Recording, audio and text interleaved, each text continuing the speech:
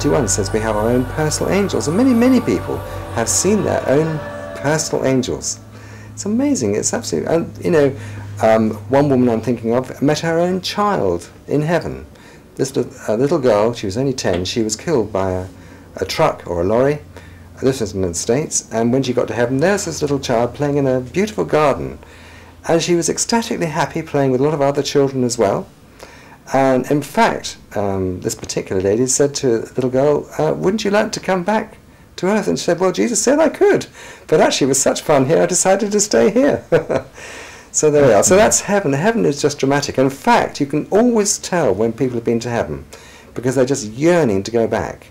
Most of the people who I've met who've really seen heaven just wanted to be there. It is clear that adults who experience NDEs are influenced by their religious and cultural value system. But what about those who are not yet influenced by culture or religion? Young children. Will they give us a better view on NDE? So it's then a matter of religious belief systems as to whether you think that other reality is real or not. So that's the issue of religion and philosophy. But nevertheless, when I say near-death experiences are real, I mean that they occur when these children say that they're happening, which means at the point of death. Let me give you an example. I resuscitated a young boy about 8 years old who had massive cardiac failure in the lobby of Seattle Children's Hospital. Dramatic resuscitation. After we successfully brought him back to life, he opened his eyes and he goes, "That was weird. You guys just sucked me back into my body." He accurately described everything that was happening to him. He could see the top of one of our attending physician's heads who was starting to go bald, and accurately described that, even though we knew at this time he was comatose. In addition, he said that while he was being resuscitated and his heart had stopped, he was on the ceiling looking down at us, and he was bathed in a white light. A white light that he thought was something trying to keep him safe. So what if that experience could be a hallucination? Well, clearly he accurately described what happened to him, so that part wasn't a hallucination. But you could say the hallucinatory elements then were this white light. Is that white light real or not? I don't know. Before we can understand this strange phenomenon, we have to understand the nature of the near-death experience itself. When we die, we go through a fairly rigorous series of events. And a picture that a child drew of nearly drowning, I think, illustrates this better than anything else. And we can see in this picture, the first thing he draws when he nearly drowned is he states that hands reached inside his body and pulled him out. Doesn't identify who these hands belong to. But then these hands plunged him into darkness. And it's clear that this darkness that's part of the near-death experience is the darkness that's the absence of sensation and input from our body. So the hallmark of the dying experience is that we're conscious and awake while we're dying. But we're not receiving input anymore from our eyes or our ears or our proprioceptive, our touch senses, or any of those kinds of senses. So of course we perceive darkness. So the first stage of the dying experience is to have the perception of darkness. I suddenly found myself in a standing upright position, wide awake. I knew I was awake. The trouble was, it was pitch black. And my first thought was, why on earth did those doctors go and turn the lights out in here? What kind of hospital is this? As I stood there, wondering how long I'd been asleep for and why the lights were out, I thought, well, don't freak out, let your eyes accustomed to the dark, maybe you've woken up too quick.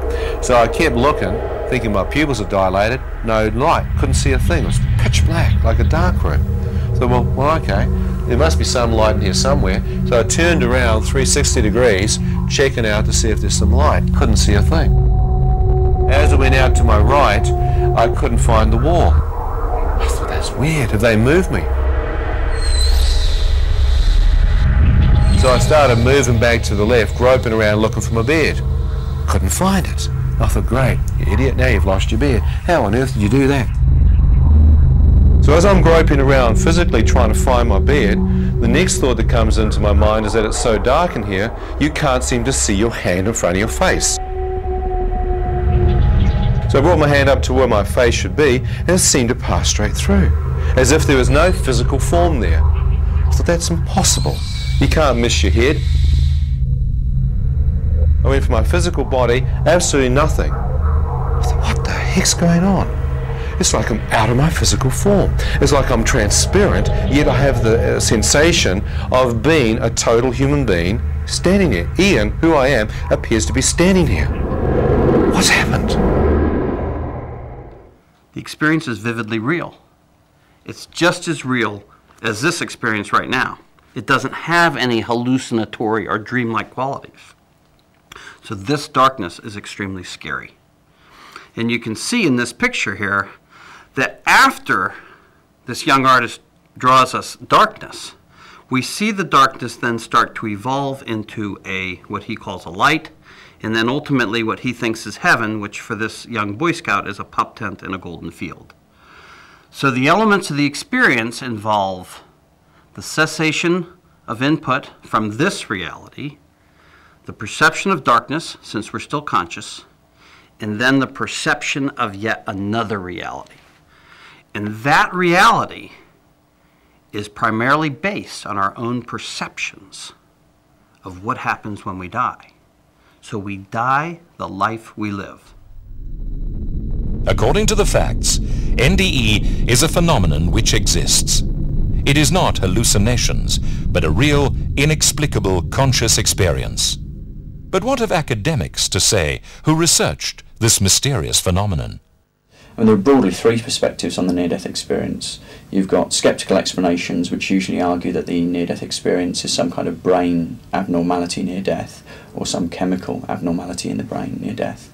And then you've got parapsychological explanations, which argue that the near-death experience might not be a genuine glimpse of a heaven, but nevertheless contains some paranormal components, say for example extrasensory perception.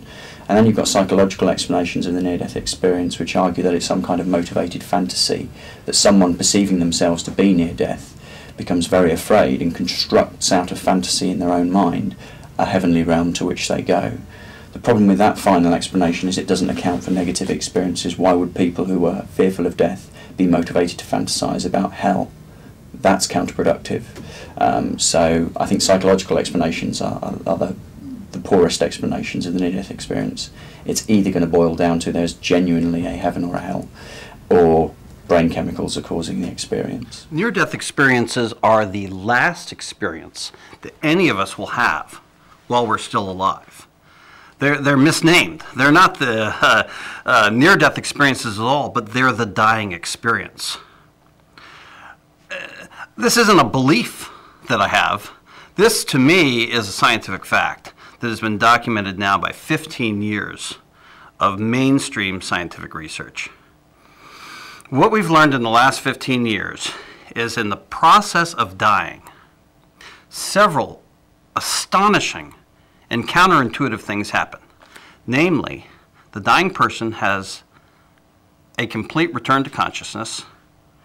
They're alert and aware of what's going on around them, even if they seem to be comatose. And they have an expanded sense of consciousness that extends beyond their body.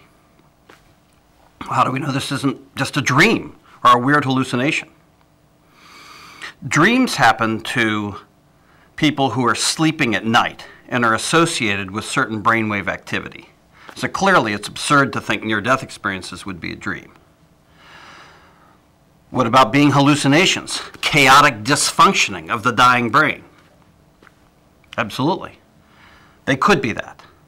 There's no person can dispute whether these experiences are the normal functioning of the brain at the point of death, or rather represent some sort of chaotic hallucinatory activity. Remember, hallucinations involve the perception of something that isn't real. So when we die, we're alert, we're conscious, we're aware of this reality, So certainly people having near-death experiences accurately describe what's happening in this reality.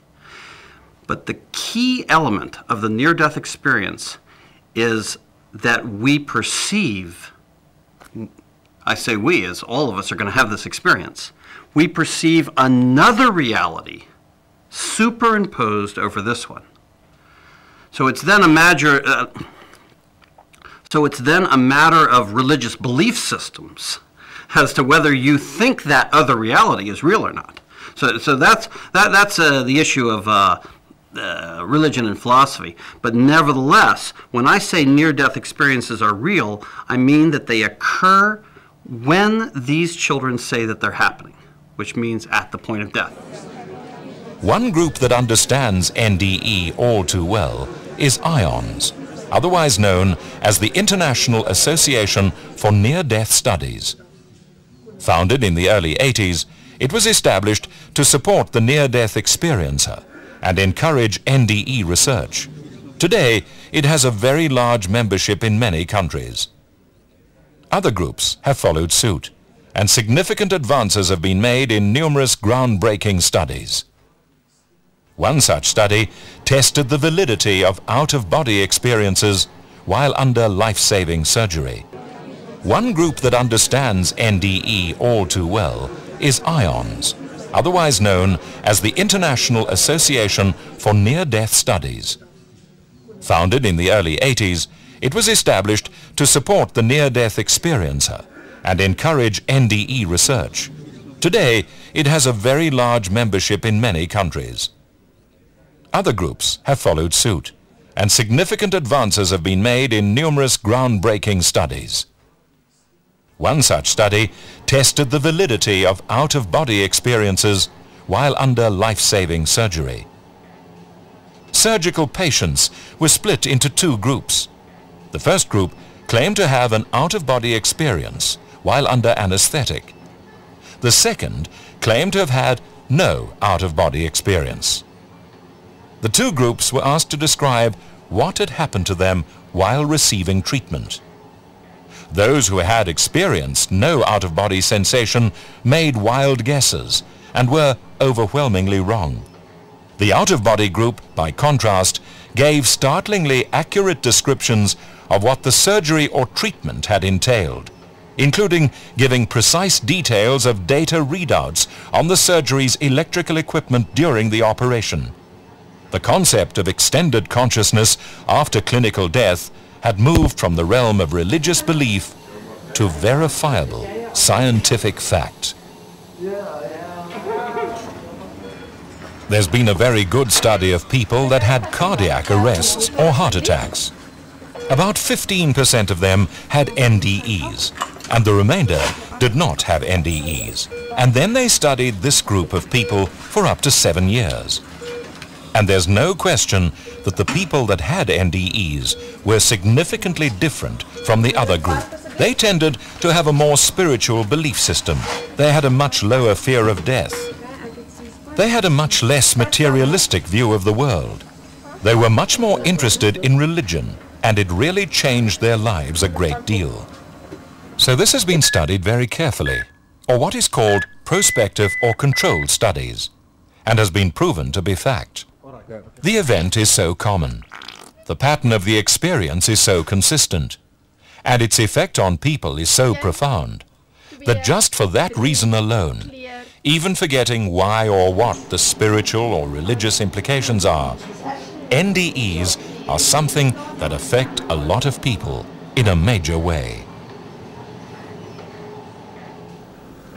Interestingly enough, another study, quite separate from the NDE, has also lent remarkable authenticity to the Lazarus phenomenon. Dr. James Winery, head of the U.S. Air Force's Aeronautical Research Unit, has come up with some fascinating insights into loss of consciousness. Dr. Winery works specifically with fighter pilots, exposed to acceleration stress of up to 9 Gs. That's 9 times the gravitational force on Earth. It's his job to put protective measures in place in order to ensure their safety. Now, one of the things that